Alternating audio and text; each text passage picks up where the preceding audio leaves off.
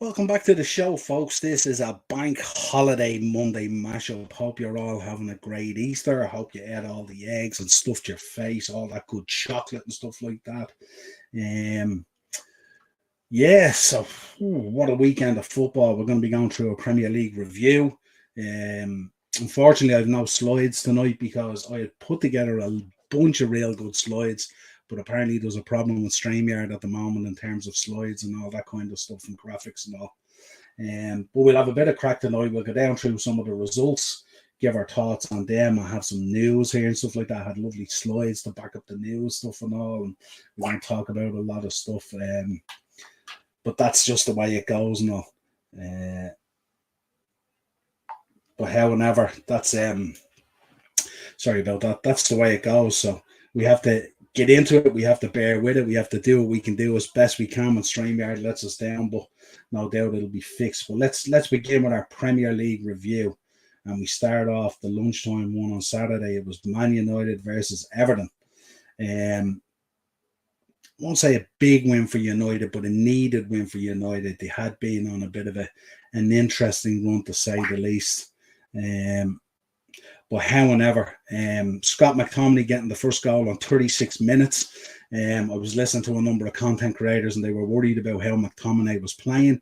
But that's just the way it goes. Popped up with a goal on the 36th minute. And Martial got a goal of 71. In truth, in the first 20-25 minutes, Man United could have been 3 or 4-0 up. Everton were absolutely horrific.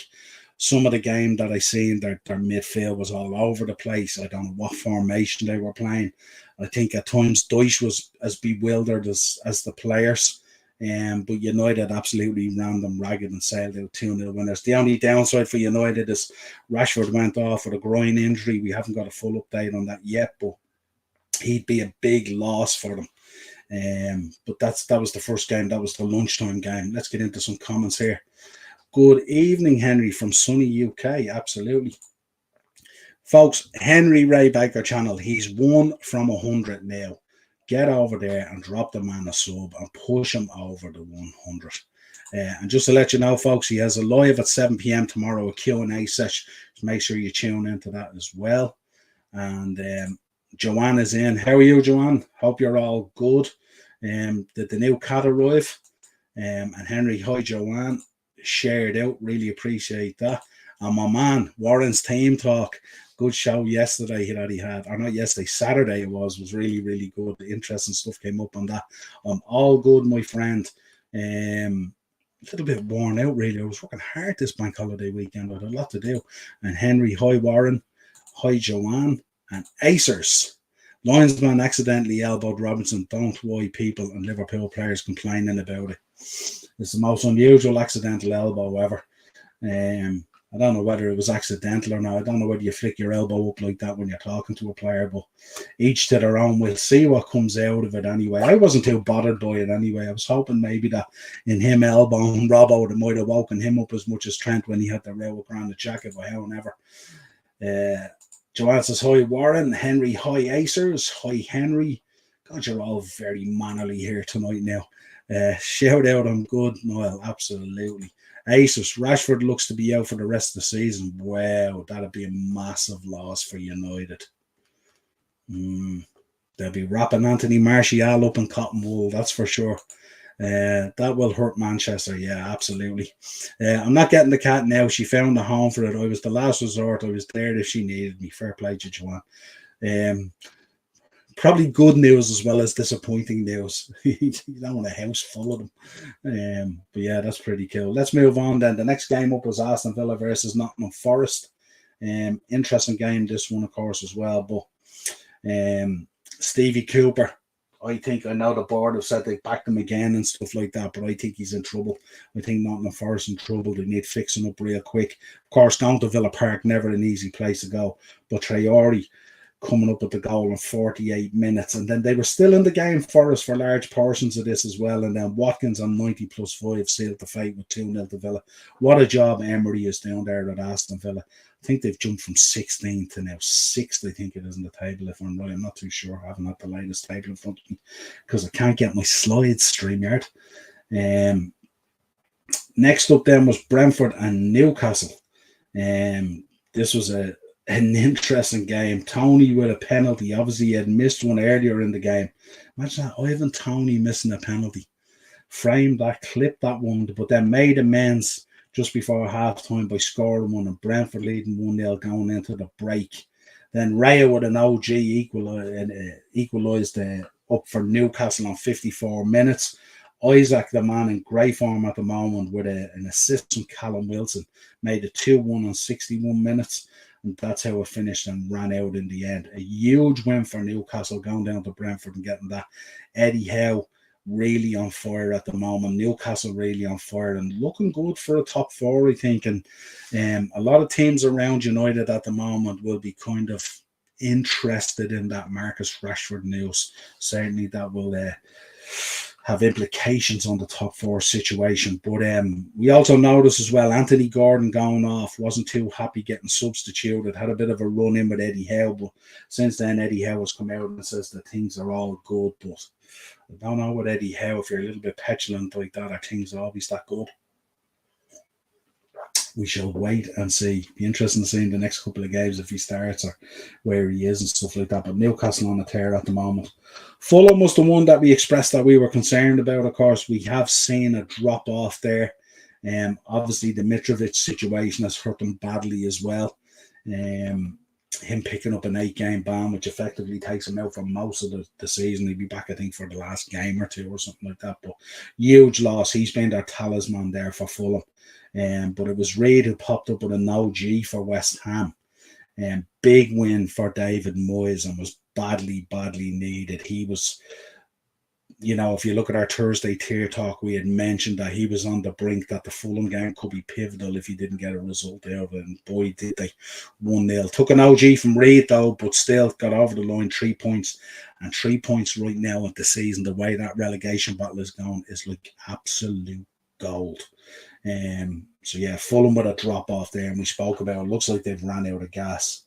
Leicester, speaking of teams that have ran out of gas, we're hearing today that they've appointed Dean Smith in there as manager, with Craig Shakespeare, of course, former Leicester man, in there as well, to try and recover this situation that's going on at Leicester City.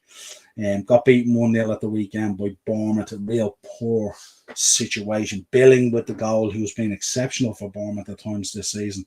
But that's a huge win for Bournemouth as well. And it just goes to show the competitiveness of this relegation battle at the moment. Teams picking up points that you wouldn't expect. No one would have expected Bournemouth to go to the King Power and get that result. And then it was interesting listening to the post-match interview from James Maddison, who turned around and kind of, he seemed very deflated and very down and very beaten up and stuff like that. And I just wonder if that's spreading to the team. That would not be good. But maybe Dean Smith can go in there and do a number. Was doing a decent job at Aston Villa. Some people felt that the trigger was pulled really too early, but let's see what happens there. But Leicester in a lot of trouble at the moment. Next up was Tottenham Brighton. Very interesting game, this one. This is where both managers were sent off. Absolute craziness. Couldn't believe it. But Son scored the opener on 10 minutes. Lewis Dunk equalised on 34. Danny Welbeck had a goal ruled off. Both managers on 59 got sent off. Then Harry Kane on 79 pops up with the winner. Højbjerg with the assist. But Brighton should feel really hard done by in this. That the tackle on Matoma where he stood on his foot was as blatant as be damned, and we had a slide ready to show you the footage. And it's absolutely bewildering that between 4 officials in the ground and whatever it is in the VAR box can't figure out that that's a stonewall penalty. If you trod on a guy's foot in the penalty area and he goes down, that is 100% a stonewall penalty. The PGMOL came out and apologised to Brighton. Howard Webb came out as well. But that's not good enough. You know what I mean? It's not good enough. And I've heard some content creators today also mentioning, do they think that there's kind of an agenda against the smaller teams and stuff like that? Is it fashionable that Brighton would finish in a top 4 position? This kind of thing and all. I don't feed into conspiracy theories and all that kind of stuff. But I just think with Brighton, they get a lot of stuff at times that goes against them. And I don't know, they should be frustrated at this stage. And there was even talk today that potentially clubs might start going down the road of suing situations, suing people or organisations over this. You know what I mean? You think about Brighton, if Brighton made top four and the money they were there, and look, they do a fabulous job in finding and unearthing these brilliant players and selling them on them for huge money. But for them to make it into for them to be in the Europa League is going to be huge. But that chance at the Champions League, with these stupid decisions with so much technology available, is absolutely shocking. It's just really, really frustrating when you see it. Next up then was Wolves and Chelsea. So much stuff coming out of this Chelsea situation. You know what I mean? It's just the weirdest thing ever. Wolves winning 1-0. Mateus Nunes with the goal on 31 minutes. But Chelsea just at odds at the moment. It's an absolute circus. You sack Tuchel, you bring in Potter. You say it's going to be a 3 or a 5 year project. You're going to give him the time he needs. You're going to give him all the support. It gets really, really toxic. You pull the trigger on that. You don't have a plan already organised in the background. You've known probably since January that the Potter situation wasn't working out for one reason or another. And everyone knows on this channel we're big fans of Graham Potter. But then you see it then, they bring in Frank Lampard. And then there's stories coming out today that Todd Bowley was seeking advice in relation to Frank Lampard from James Corden and all this kind of thing. Look, it's just absolute pantomime. Check out my short today I put up about it today. I just couldn't stop laughing. It's just it's the Chelsea circus at the moment. It's just crazy. Crazy stuff.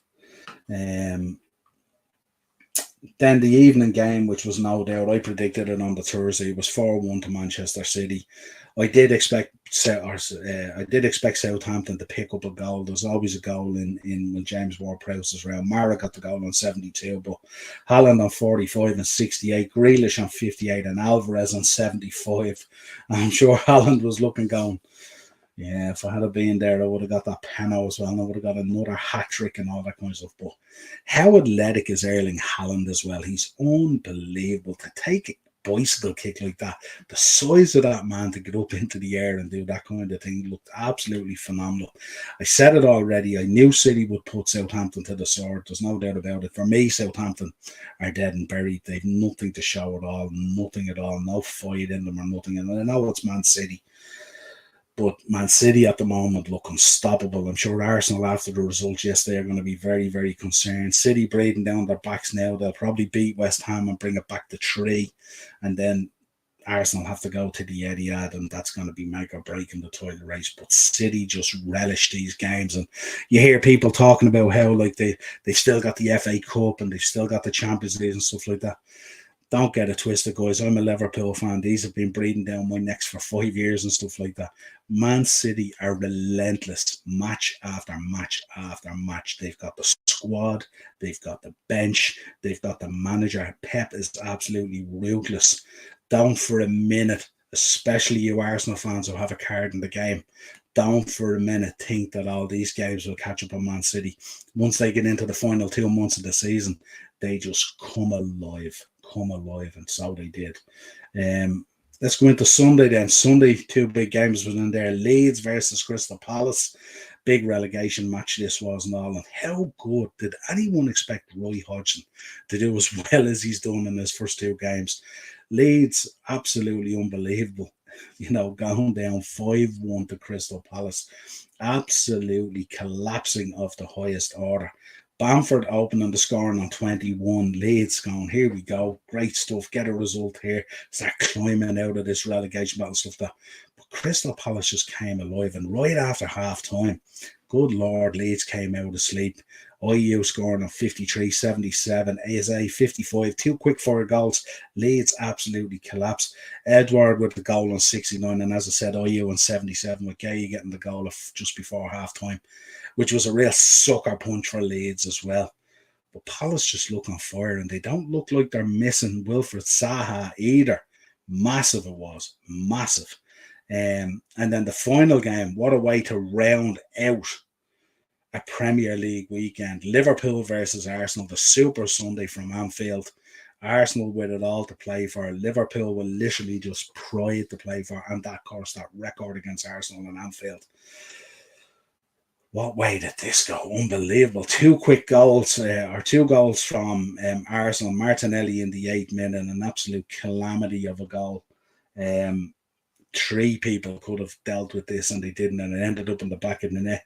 Jesus making a 2-0 on 28. Of course, it was Easter Sunday, and there's nothing more Easter than Jesus scoring from a cross on Easter Sunday.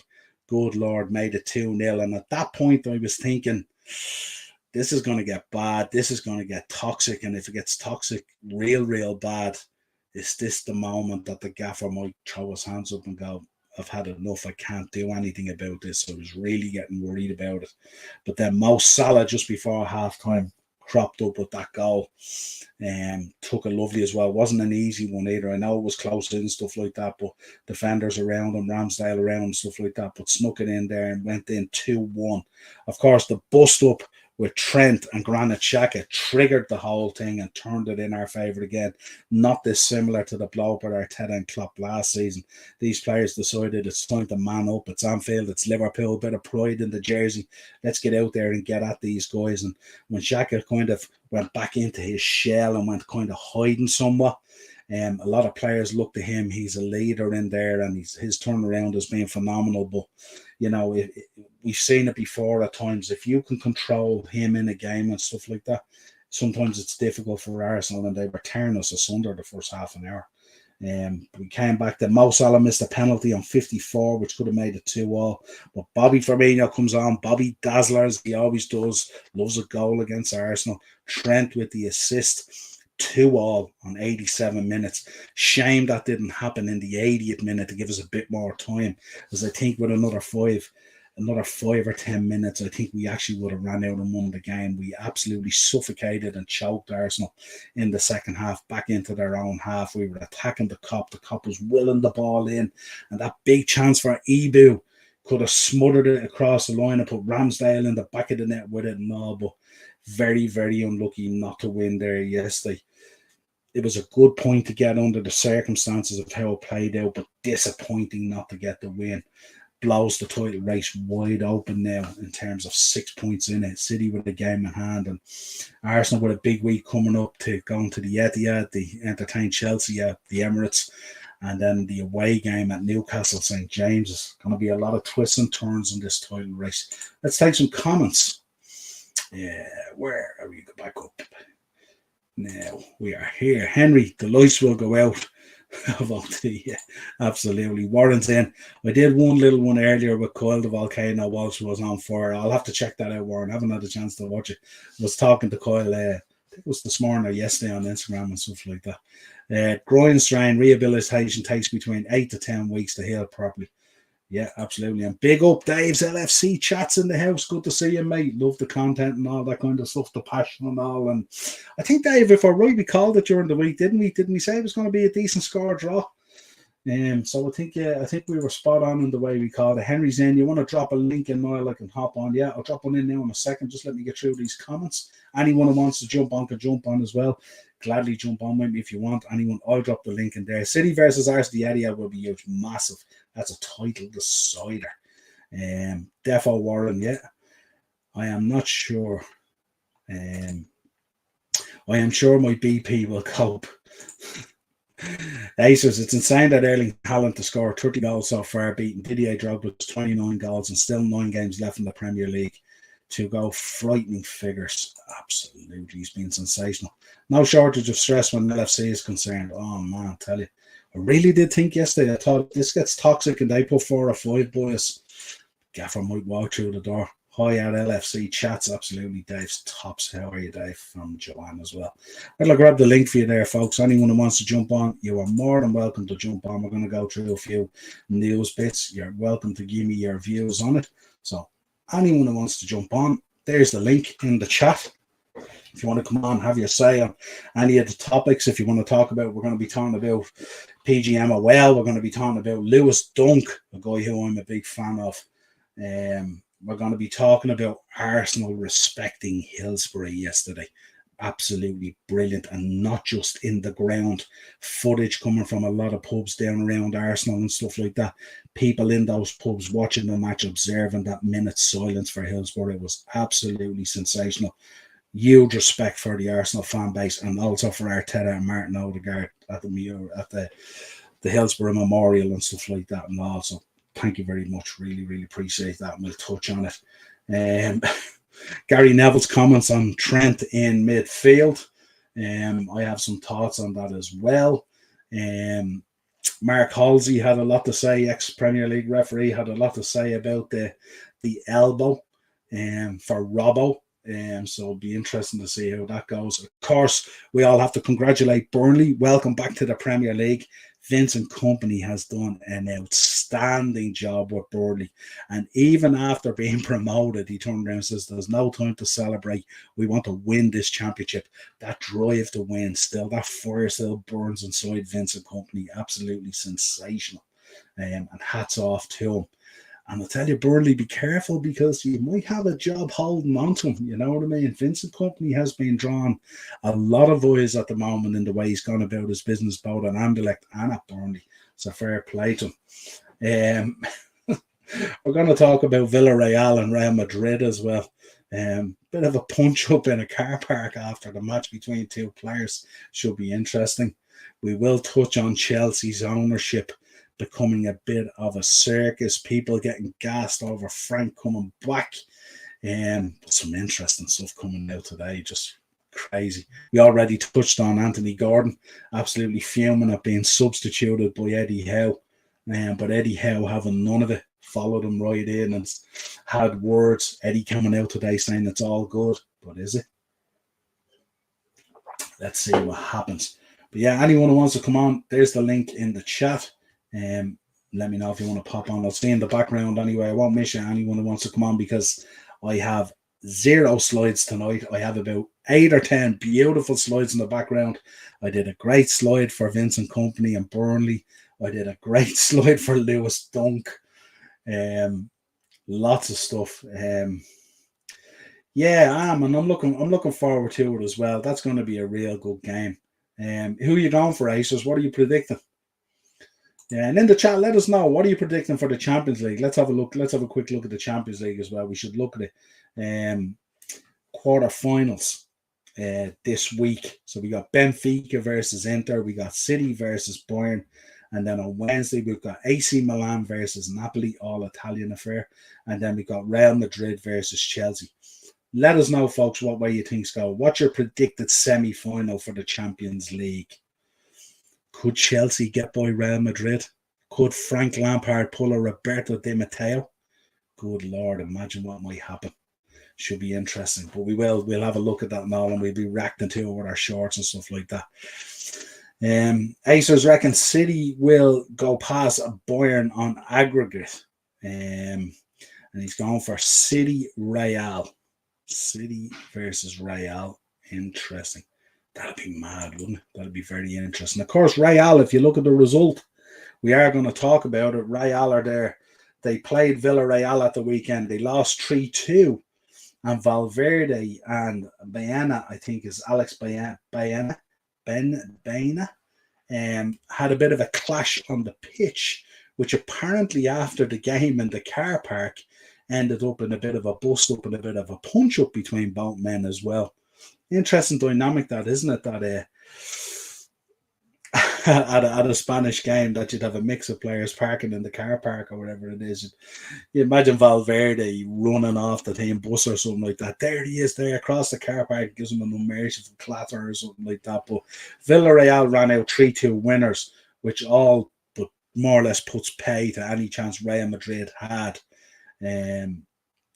of challenging for La Liga this season. I think it's Barca's now by a country mile, which means Real Madrid from a very dangerous position, and Chelsea fans be aware of this.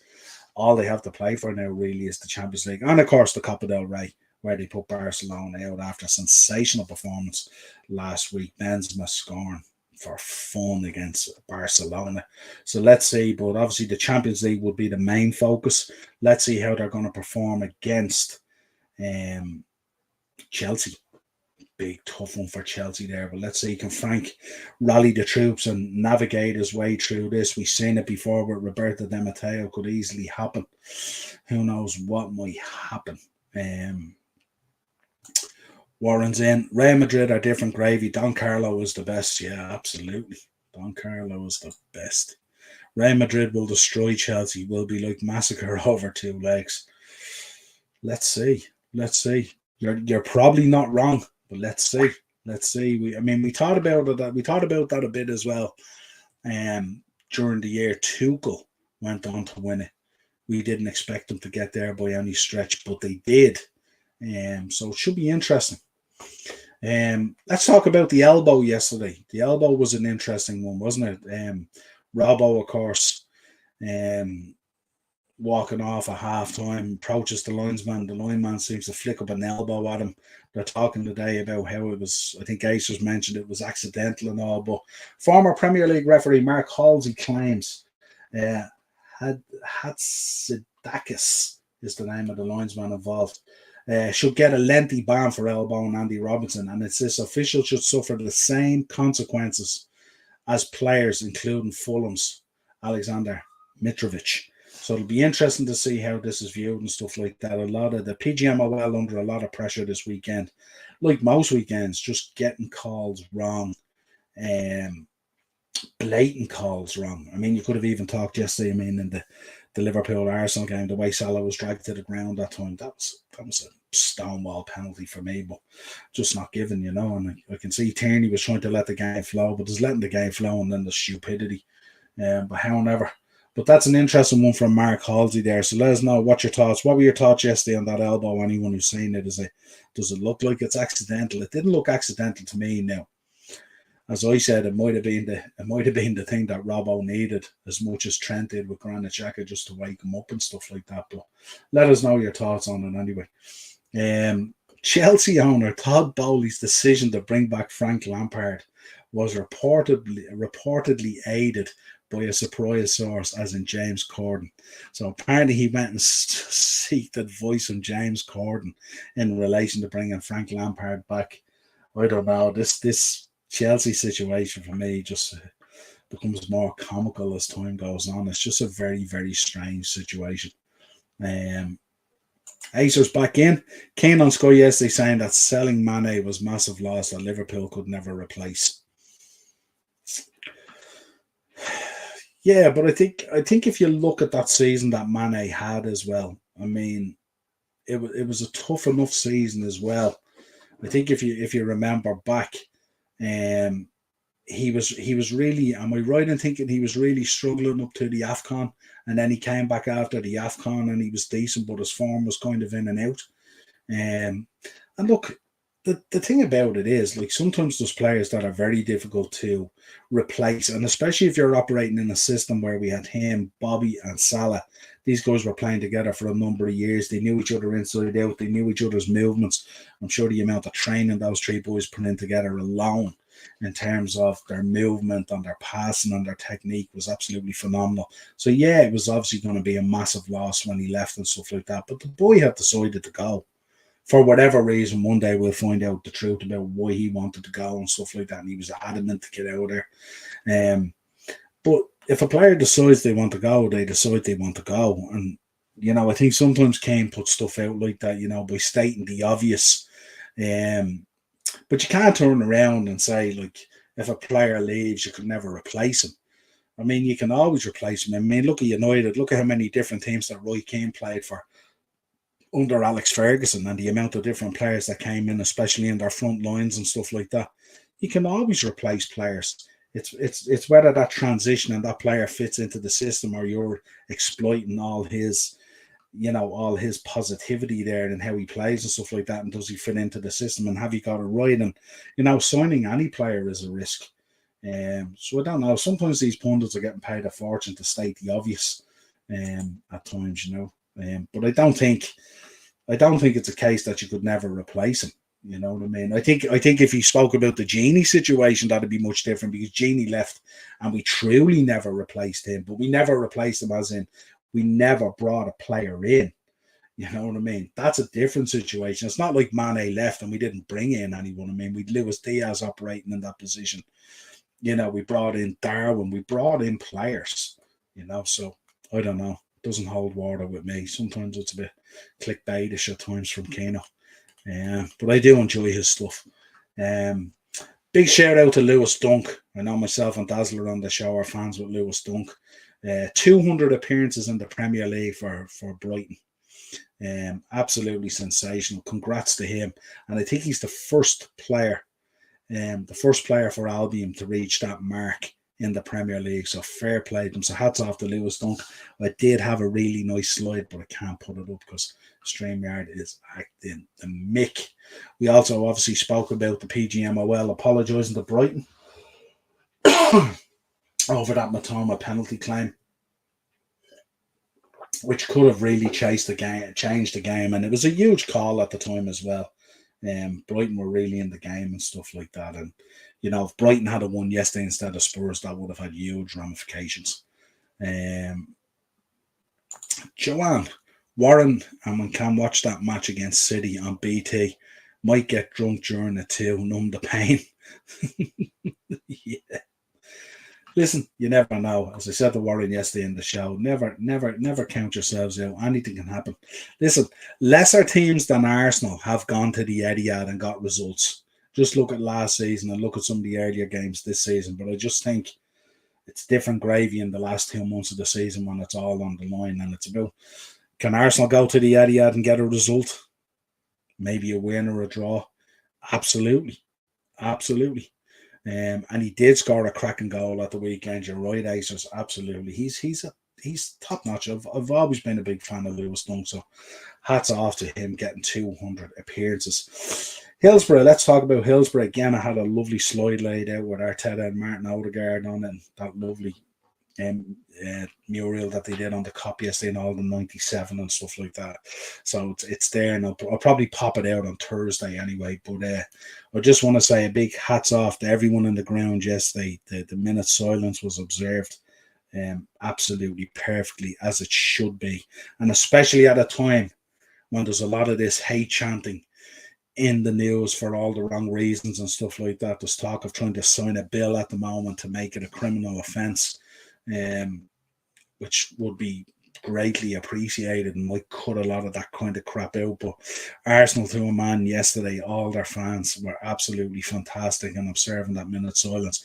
And even to see some of the footage out there on the socials and on TikTok and all, where they were like, even in the pubs, they were observing the silence and stuff like that. And all, it was absolutely phenomenal. And big thank you to Arsenal Football Club for what they did, and also all the supporters in Anfield yesterday, and all those supporters that were filmed in the pubs, probably around London doing it as well and stuff like that. It was absolutely phenomenal. So hats off to all of them.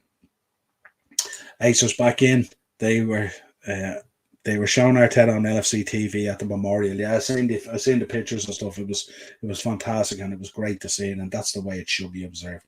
So I was absolutely delighted to see that. So what else have we got? Gary Neville, Trent Alexander-Arnold. Gary Neville reckons Trent Alexander-Arnold wouldn't be able to play in midfield, and my main man Henry has just come into the back room there. We're going to bring him on, get his thoughts on this. What's up, my man?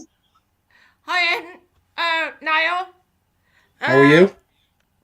I'm fine, thanks. Yourself? Good. Hi, Yep, chat. not too bad at all. Your timing is good. Gary Neville. We were just about to talk about Trent Alexander-Arnold.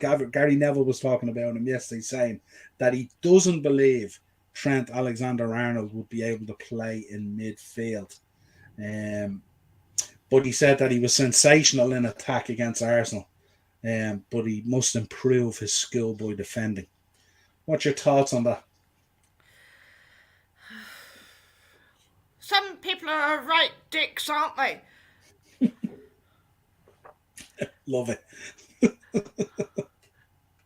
I mean, come on. I mean, talk about people with not any common sense, really. But if I can go back a little bit, to our game with Arsenal. That was quite a game. We were outplayed first half. Should have been over within 20 minutes. We were that bad. And great goal by Slaw. I know people are heckling him because he misses penalties, but still he's carrying the club. Without his goals, we would be down the table and nowhere near the UCL or even Europa League. Yeah, I read a stat yesterday that apparently he's responsible for, is it nearly 50% of our goal contributions, goals and assists this season? Something huge, like 50% of it. It's just crazy. Well, yes. And I would hate to think that come the summer, whether he's going to go to PSG, because he's been seen talking to the PSG owner. Yeah, I suppose that situation will kind of evolve pending on what he sees through this Singapore investment that might come in that people are talking about. If Klopp gets a lot of money to spend and goes out and spends it, and maybe Salah sees the team develop in a way that will be more competitive and stuff like that, and let's say stronger personnel and all coming in, it might not make that decision happen. But I think if we were staring into next season, similar to this season, I'm not too sure whether he'd fancy another season in his career like this season. But it'll be interesting to see how it evolves. Yes. As far as Palace is concerned, what a game. I mean, they've been shockingly bad. And for them to win 5-1 against Leeds, of all teams, that was quite a... Well, I couldn't believe it.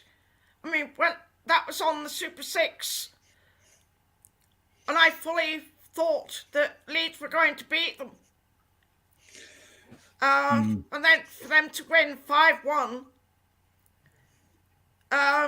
regards the Brighton game against Spurs, oh my goodness me, they should have had a penalty. Mitoma. Absolutely. However, we have all had these officiating nightmares, and I think that they need to go back to training or something, because they are so bad officiating. And as far as the Robertson elbow, I don't know what Robertson said to the referee or even the fourth official for him to go like this. But officials get it in the neck, yes. Rightly so, sometimes. But other times, they don't deserve it because they are only doing a job, officiating and running the line. So I can understand both sides. Yeah, I think it gets frustrating when the level of officiating is so poor that they get such things wrong. Like, as you said, the Matoma one with Brighton, which is basically, you could argue, has cost them the points, because if they had got that penalty, they would have went ahead or whatever it is, could have ran out winners. You can understand why it bubbles up and why players get really frustrated and stuff like that, and they just let it spill over.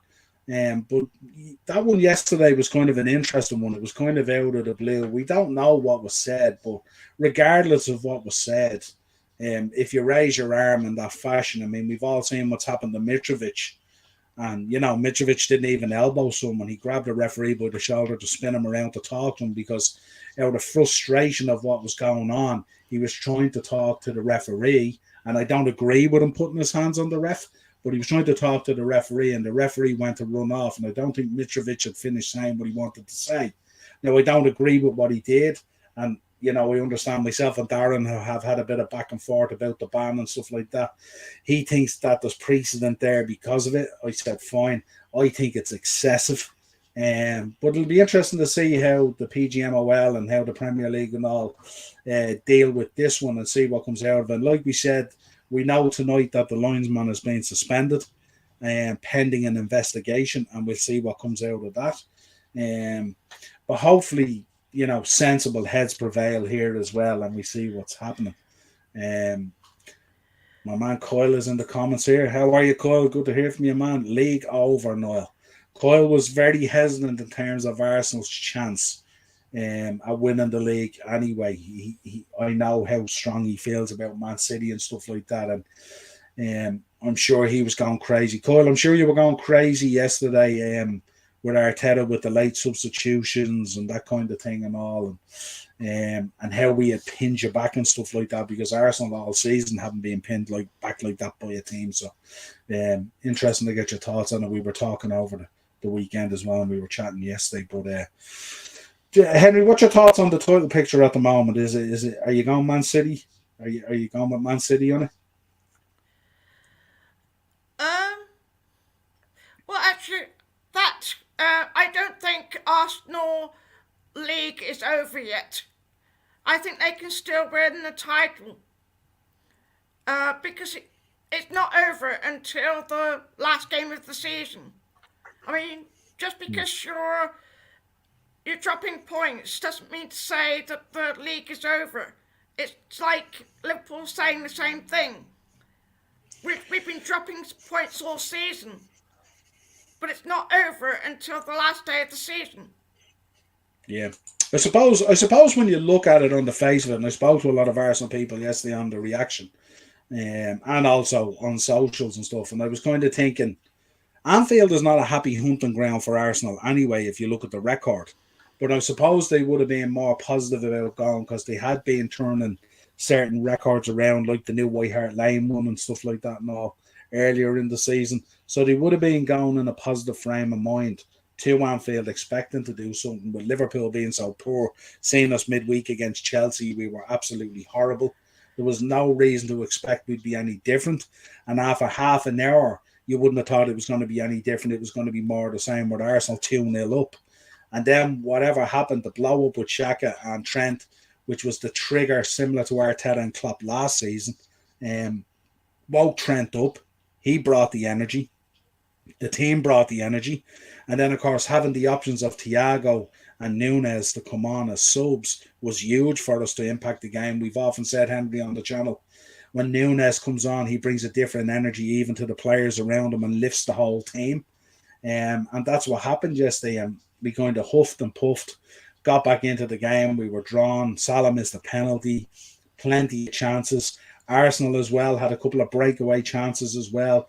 How Martinelli didn't find Saka for the winner in the latter stages of the game is beyond me. So I was kind of looking at it and I was saying Arsenal shouldn't feel too down about that. It's not a place they normally expect to go. Being 2-0 up after a half an hour maybe changes that narrative. But to go away with a point generally is a point more than what you would normally take away from Anfield. And even City going there have seen this season it hasn't been easy. We've beaten City there as well. We've kept Haaland out and stuff like that. And our form at Anfield is pretty decent. We generally show up and play well because the Anfield crowd being so good, they wouldn't let you away with it anyway.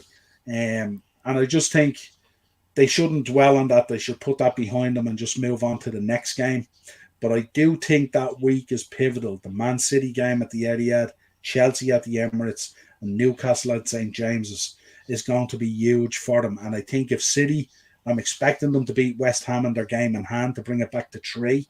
And then when City get the bit between their teeth like a good racehorse, they ride it out up that Cheltenham hill to win the Premier League as they've done in many seasons. And as I said to Arsenal fans yesterday, nothing more than us as Liverpool fans know what it's like to be either chasing City or to be getting chased down by City.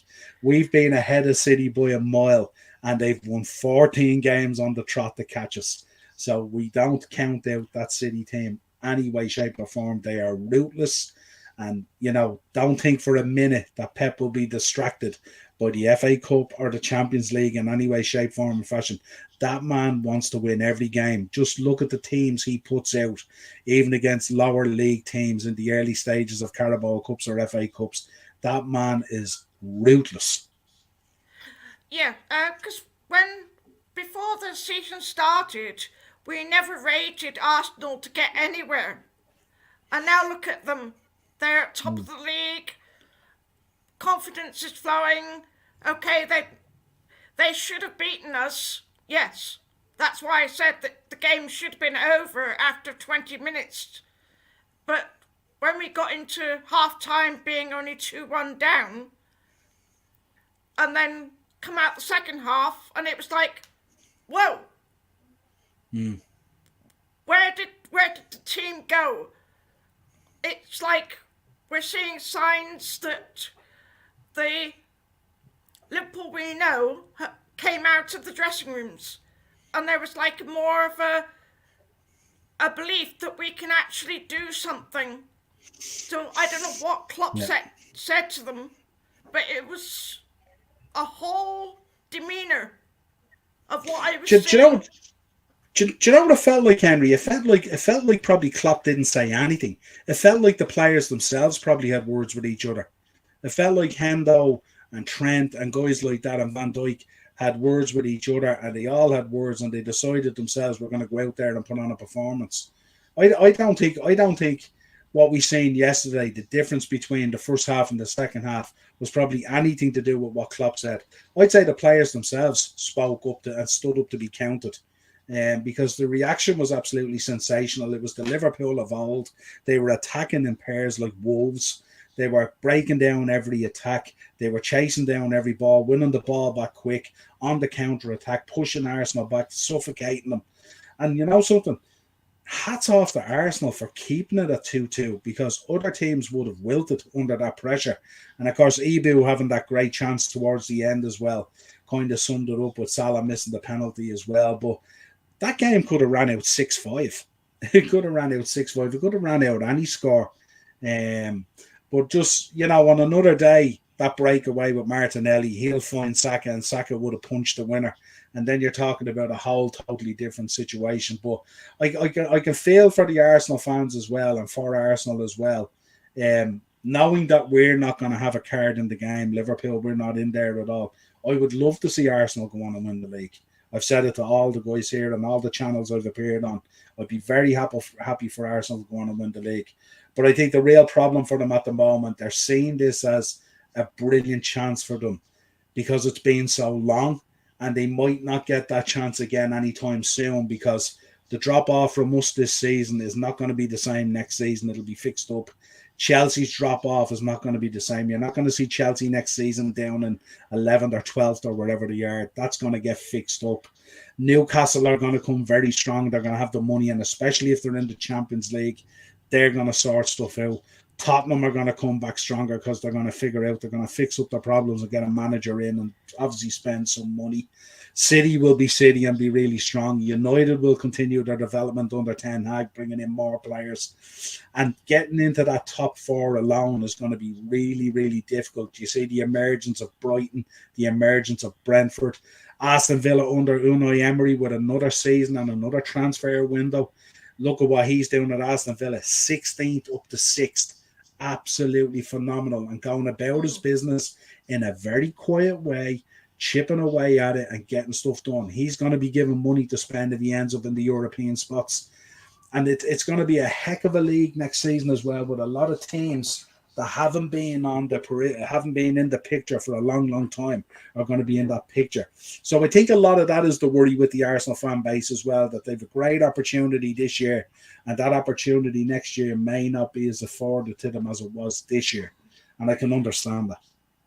Yeah, and we have Burnley and Sheffield United in the fray as well, without some Southampton, Leicester, and one other team. Yeah, I can see what you're saying, and I agree with you. But also, do you think that when we play Leeds next Monday, that Luis Diaz will come into the picture? And if so, do you think Gakpo or Nunes will start and one will be on the bench? Um, it's an interesting conundrum because for most of this season we haven't had any choices. The team has literally picked itself. Klopp really hasn't had to earn his wages really in terms of managing and picking the team because it's literally picked itself. I think next week against Leeds, I think Luis Diaz, we will see him. I think it'll be more like the way we seen Thiago and Nunes yesterday. He'll be introduced. I don't see him being in there right from the start. Um, I think if that's the case, I think the one that kind of falls shy is probably Jota. I think based on what we seen yesterday, you'd have to think about Cody Gakpo as well and wonder, the way Bobby came on and influenced the game yesterday, the way Nunes came on and raised the energy. I think that game, am I right? That game's at Ellen Road as well, isn't it? Because they bet us at Anfield with the late winner, didn't they? So the game is at Ellen Yeah. Road, as far as I know. So that's a real tough place normally to go, especially when the bigger teams go there, like ourselves against Leeds. Boisterous crowd, that needs to be quietened down. You can't really give them any time on the ball or anything like that. But it'll be interesting to see who he puts out there. Very hard to predict it. But listen, they have a whole week now. They have a whole week to prepare for this game. And we spoke about this before. Sometimes the more time Liverpool has, the worse it is because then they have too much time to train and think and tinker with systems and stuff like that and all. And sometimes it creates confusion. I often find we play a lot better with the more games that we have. But unfortunately, we're crashing out of the Champions League and the FA Cup and all these other domestic trophies, we're left with just the league. So we've got, what is it now? I think 8-9 games to play or whatever it is, and it's basically a game a week. But it's an opportunity for players to rest and recover. There's no need to be worrying about injuries unless they do something silly in training. But it's nice that the gaffer has some options now that he hasn't had. But yeah. I think it was a very special moment for Bobby Firmino to score because he scored so many against Arsenal. Yeah. And I think if that is his last goal that he scores for Liverpool Football Club, I think that will be a great way to end his career with Liverpool Football Club. If he when he moves on. Yeah, I don't think that's the last that we'll see him, and I don't think it's the last goal he'll score this season either. My big fear when I think of Bobby Firmino is he's given us so many fabulous moments, and sometimes his assists are nearly more fabulous than his goals. When you think of some of the stuff that he has done, we love all the no-look stuff and all that kind of stuff. But what we don't want is, if Bobby's moving on at the end of the season, he's been a great servant to the club. He's won everything with the club, given us some fabulous moments. In 20 years' time, as fans, we'll be talking about Bobby Firmino and his no-look goals and all those fantastic assists for Salah and for Mane and all that kind of stuff. And when he's such a selfless player as well, because when both boys were shining, he was happy to sit back and do the hard work to provide for both those guys as well. So what a phenomenal player he's been. But what I don't want is, I don't want him to leave the club where our last thoughts of him are like the Chelsea performance when he was quite poor and never in the game. So I think there's a way to leave, and I want Bobby to leave really, really strong. So I like to see a lot more of Bobby over the next 8 or 9 games, but I want us to pick the moments to put him in and stuff like that. And I'd like to see his career finish out at Liverpool strong, even though it's probably going to be a disappointing season overall. I think there's moments you can take from within the season as well to take with you when he starts his next journey or his next portion of his career and stuff like that. I don't want him leaving Liverpool. It's kind of like Stevie G when we talk about the Stoke game. It's such a disappointment that's how it kind of finishes.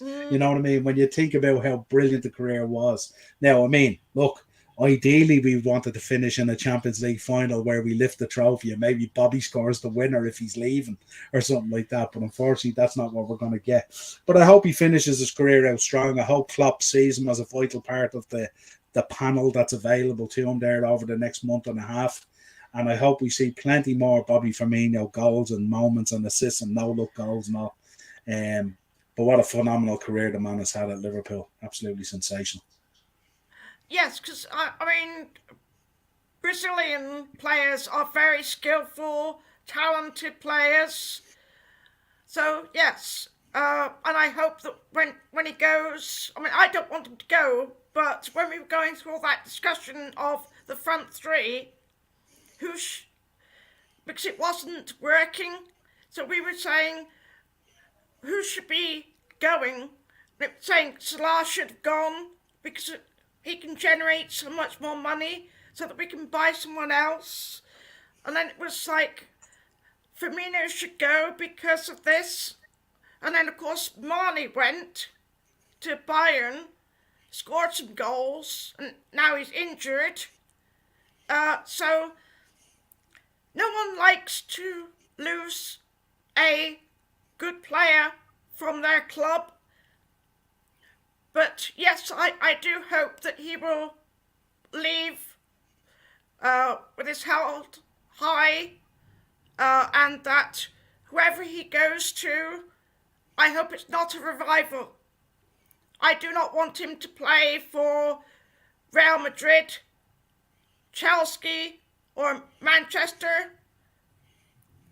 But I know he has a lot more to give because he wants to play on a regular basis, which we can't give him, unfortunately. So I hope that the games he does play, I agree with you that I know he can turn the game on its head because he's that skillful and talented, and all his no-look goals, it just oozes from him. So, yes, even if it's the last game that we have. So, yeah, he's been a legend for the club. Yeah, he's an absolute. He's a great addition to any squad and a fantastic option, even if he's not starting, to have from the bench, because you know he can go in there and just suddenly things come alive. And to be honest, if you look at our squad and you detail down through it and stuff like that, he'd be very high up on the list of people potentially leaving that I wouldn't want to leave. There's plenty of people before him that I'd be happy to see go. But that's just the way it is. I mean, obviously, there's a conversation that's being had with Klopp. They did make him, I think they made him an offer of a new contract, which he has turned down.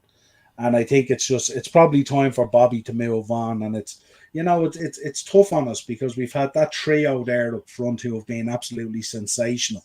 The amount of moments they've created for us has been unbelievable. And it was very sad when Mane went. It's going to be very tough when Bobby goes. And, one day Mo Salah might go as well, and it'd be very tough as well when Mo goes as well. But that's the reality of elite sport and football and the way it actually progresses. You can't hold back that progress. It just happens, and teams evolve and players evolve and situations evolve. And that's just the way it is. All we can do is that we hope that through buying players and the spending and all that kind of stuff, that it goes the right way. And that we bring in players that hopefully equally create as much history and as much moments as these guys have had. But we'll see how it goes, Ian's in the comments there. He says he hopes you're good, Henry. How's it going? Hi, Ian. And hope everyone on the chat live on the upper tier had a good Easter. I'm sure they all did. Plenty of Easter eggs, plenty of chocolate, plenty of food. Hope everyone filled themselves up and is having a lovely bank holiday weekend, and of course a safe bank holiday weekend, which is always very, very important. Yeah, interesting. And he's what's the story, Warren? He's late to the thread. We will be back though Thursday. for Thursday Tier Talk with a preview for the Premier League, of course. We'll also give our thoughts on the Champions League, and we'll be covering the Europa League as well on Thursday as it unfolds with Darren. I'm sure he'll be keeping an eye on Man United. Tasty little trip away to Sevilla, I think they're starting out with, and sounds like it's going to be no Marcus Rashford. They'd be missing Casemiro, they'd be missing Eriksen, and now it looks like Rashford isn't going to be available. So having a bit of a run of it at the moment. But we will be covering that as well, and of course getting Darren's thoughts on some of the topics from tonight as well. I'm sure he's big up on Burnley coming back up, and Burnley coming back up. A lot of Premier League teams looking at that as well, not fancying that horrible trip to Turf Moor that everyone has to do each season. Oh, God.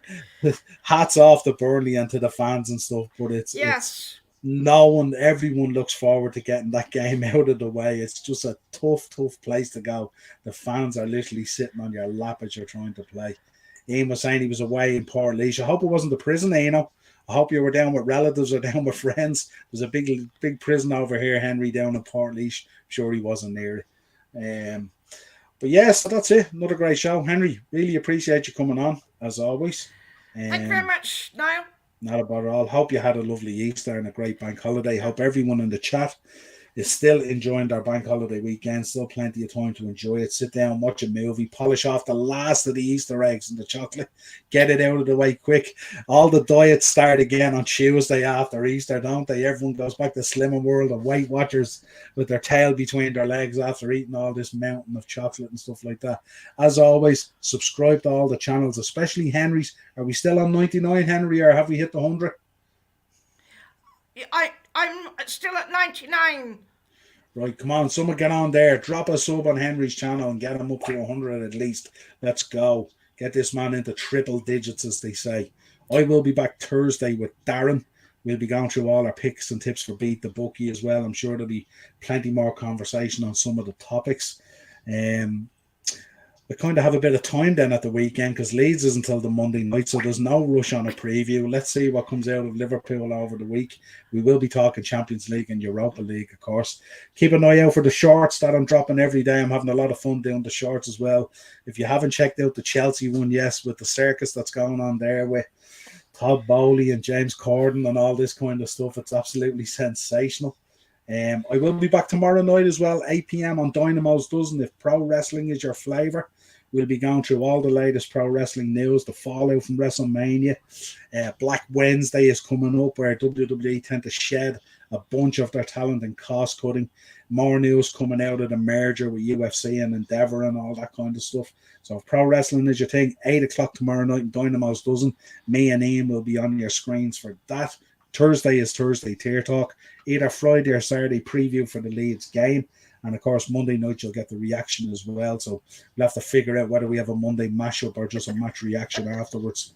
It's all go at the moment with this content creation. But as I said, like on the video, sub the channel, press the bell notification to be alerted when we go live. And get that sub in on Henry's channel up to triple digits. Let's go.